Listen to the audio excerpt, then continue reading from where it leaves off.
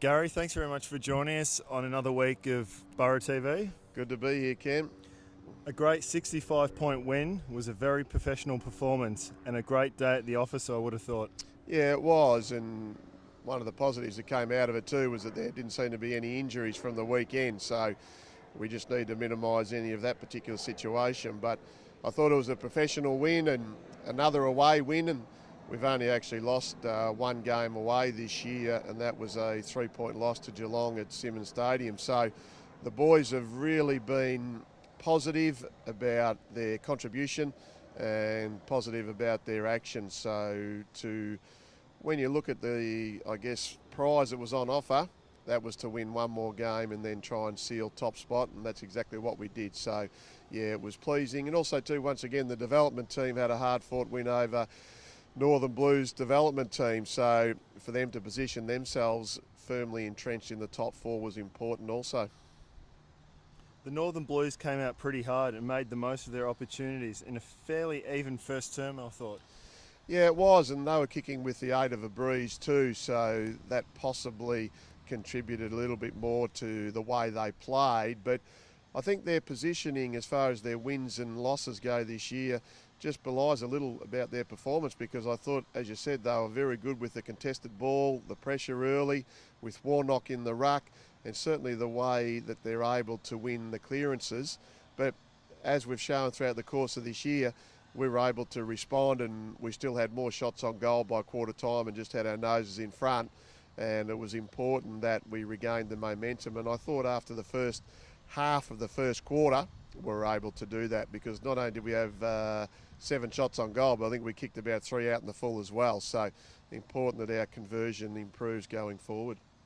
The opening 10 minutes of the second quarter, the Northern Blues showed resistance, but we poured on the pressure and broke them down, kicking 5 goals to 1. Yeah, we did, and I thought we were able to defensively become much better with our mechanisms, and I thought our defence really for the whole game stood up again, as it has done all year, and really they're working very, very well as a group, and certainly our work to actually keep the ball inside our forward half improved. And I think once again we kicked something like, was it 5 goals? 5, I think it was, in the second quarter. So to generate that amount of ball, I thought was pretty pleasing going into half time. We're about 5 goals up. We're just on that, 31 points up at half time. What was the main message to the players during the break? The main message was to improve our efficiency going forward. Certainly I was keen with what we were doing when we didn't have the ball and applying that particular pressure, but also too, we probably took a while to adjust with our delivery inside 50 to not having Adrian Bonadeo there, because Adrian, as we know, is the big power forward, and I thought we just at times lacked a little bit of finesse and didn't try and hit up the proper type player who could have been on the lead, such as our medium smalls in Connors and Rowe and potentially Will Johnson. And I guess the difference in the second quarter compared to the first was that Huey Sandilands got a little bit of the ball as that sort of second tall. So once again, once we adjusted, I think we became more efficient and a lot more productive. We continued our momentum after half time, and our use of handball was first class, particularly in heavy traffic. Yeah, look, it's something that we've been trying to improve. I think over the years we sometimes let ourselves down with that handball that gets us into trouble and should really get us out of trouble. But I think the boys are preparing one another to be rewarded with their run, and there can sometimes be a lot of unrewarded running in our game, as we know. But I think the guys' ability to play as a team has certainly improved in the last month, and once again that's going to be important going into the finals. Our ability to create scoring shots must really please you. Another 35 this week. Yeah, it has, and that's also too not counting the ones that go out in the full. So we're fully aware that if we defend real hard, then that will create offensive opportunities, and we're certainly trying to work on our finish, because we don't want to be not applying that scoreboard pressure as well as the physical pressure with the way we play. So it's always important. It's not something that we get too caught up in, but it would be nice if we could be a little bit better in relation to our accuracy, because you probably needed about 60% and it's probably running at about 56 or 57 at the minute. So, but the boys are generating enough score, and I guess it's the old philosophy that if we've got the ball in our forward half hitting the scoreboard, regardless of whether it's actually goals or points, then the opposition don't have it in their forward half and aren't becoming dangerous.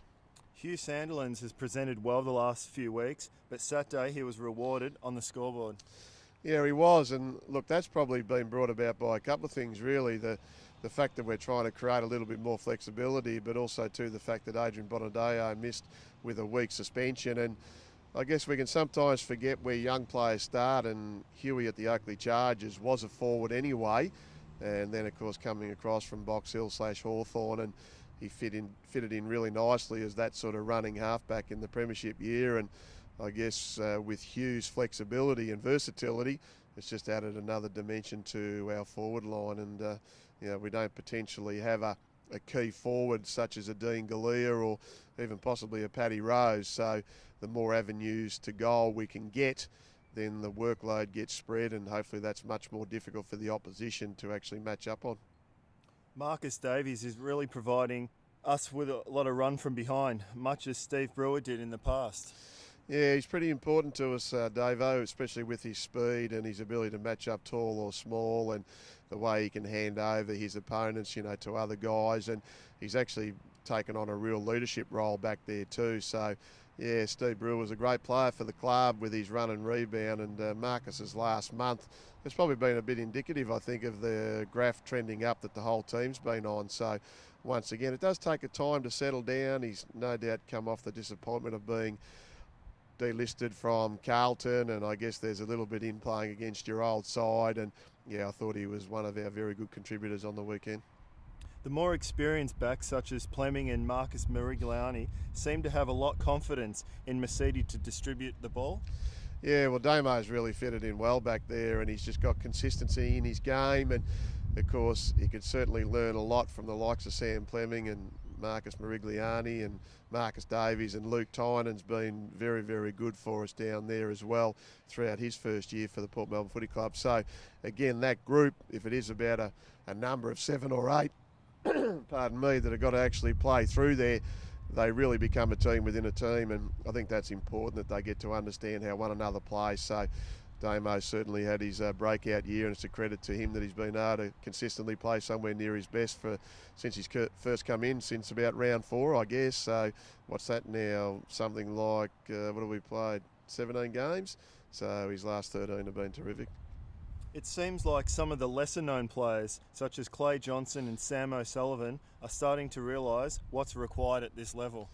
Yeah, well, it's important that they become role players, and I think that's what they've actually grasped as well. So, we talk about leaders leading and young players emerging, and that's what we want to see. And that internal pressure for position becomes really what it has to be, because players can sometimes, whether they do it unknowingly or knowingly, just get a little bit comfortable, and maybe they're not necessarily playing on the edge. But for us to compete against the full-time AFL clubs, we need a total contribution right across the board. And Clay Johnson got 2 goals on the weekend. Sam O'Sullivan, pretty sure he got another 2. So as long as they're playing their role, then the coach is happy, and that's what the team requires.